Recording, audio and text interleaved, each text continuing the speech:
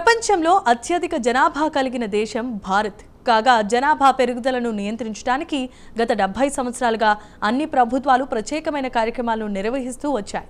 అయితే ఇటీవలి కాలంలో జనాభా పెరుగుదలను ప్రోత్సహించాలన్న వాదనలు గట్టిగా వినిపిస్తున్నాయి. అధిక జనాభా ఉంటే ఉత్పాదకత పెరుగుతుందన్న వాదన బలంగా వినిపిస్తోంది. ఇదిలా ఉంటే నైపుణ్యం గల జనాభాతోనే లాభాలు ఉంటాయంటున్నారు నిపుణులు.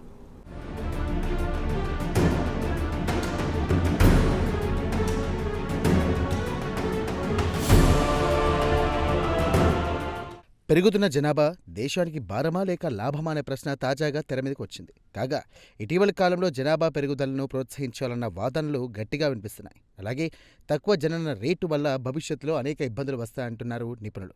ప్రధానంగా ఉద్యోగులు తగ్గిపోతారన్నది వీరు చెబుతున్న మాట. ఈ కారణంతో ఉత్పాదకత తగ్గిపోతుంది, అంతిమంగా ఆదాయం పడిపోతుంది. ఈ ప్రమాదాన్ని నివారించడానికి జనాభా పెరుగుదల అవసరమనే వాదన ఇటీవల కాలంలో బలంగా వినిపిస్తోంది.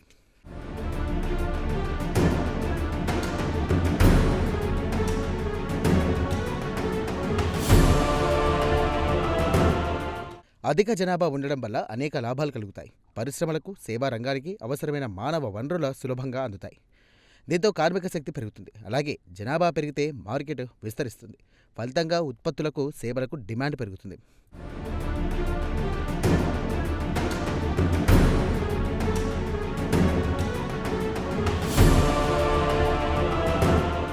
భారతదేశం కొంతకాలం కిందట జనాభాలో చైనాను దాటిపోయింది. ఇది సంతోషించదగ్గ విషయమే. అయితే పెరిగిన జనాభాతో భారతదేశం అనేక సవాళ్లను ఎదుర్కొంటోంది. భారతదేశంలో ప్రస్తుతం జనన రేటు ఎక్కువగా ఉంది, మరణ రేటు తక్కువగా ఉంది. భారతదేశంలో జనాభాలో దాదాపు 62% మంది 15 నుండి 59 సంవత్సరాల మధ్య వయసున్నవారు. ఇది నిరంతరం పెరుగుతోంది. 2036 నాటికి ఇది మరింత పెరిగే అవకాశం ఉంది. ఇక్కడ విశేషం ఉంది. ప్రపంచంలో అత్యంత తక్కువ వృద్ధాప్య జనాభా కలిగిన దేశాల్లో భారతదేశం కూడా ఒకటి. ఈ నేపథ్యంలో దేశ జనాభాకు నైపుణ్యాలను పెంపొందించుకునే అంశానికి భారతదేశం ఎక్కువ ప్రాధాన్యత ఇవ్వాలి.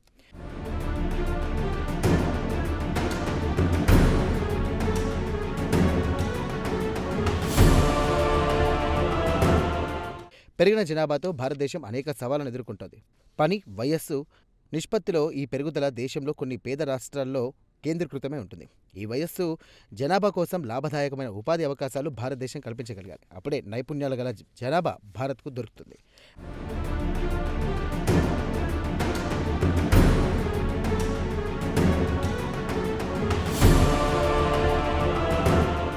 భారతదేశ శ్రామిక శక్తిలో నైపుణ్యం లేకపోవడం అతిపెద్ద సవాల్. భవిష్యత్తులో సృష్టించే కొత్త ఉద్యోగాల్లో చాలా వరకు అత్యంత నైపుణ్యం కలిగి ఉంటాయి.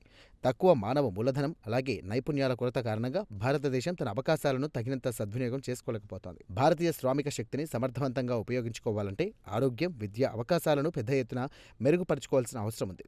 భారతదేశ జనాభా తగినన్ని ప్రయోజనాలు పొందడంలో దేశ ఆర్థిక వ్యవస్థ ఒక అడ్డంకిగా మారింది.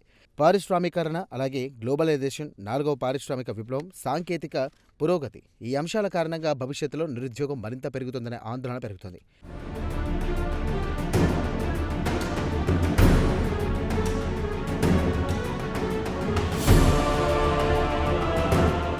ఇదిలా ఉంటే దేశంలోని మానవ వనరుల నైపుణ్యాల పెరుగుదలకు ఆరోగ్య సంరక్షణ, నాణ్యమైనటువంటి విద్య, ఉద్యోగాల నైపుణ్యాల కోసం పెట్టుబడులు పెట్టాల్సిన అవసరం ఉంది.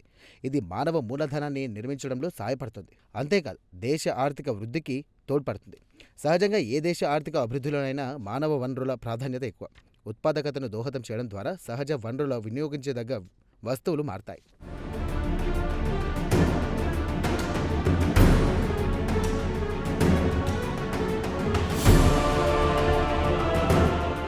మానవ అభివృద్ధి అనేది సమాజంలో ప్రజలందరి తెలివిని, నైపుణ్యాలు, సామర్థ్యాలను పెంచే ప్రక్రియ. ప్రపంచంలోని అత్యున్నత మానవ వనరుల ఆధారిత దేశాల జాబితాలో జపాన్, దక్షిణ కొరియా, చైనా, జర్మనీ, అమెరికాలు ఉన్నాయి.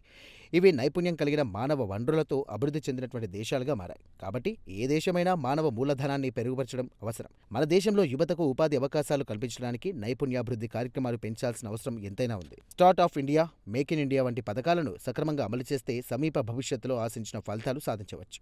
ఏది ఏమైనా నైపుణ్యం గల జనాభాతోనే భారతదేశం అనేక అద్భుతాలు సాధించగలుగుతుంది.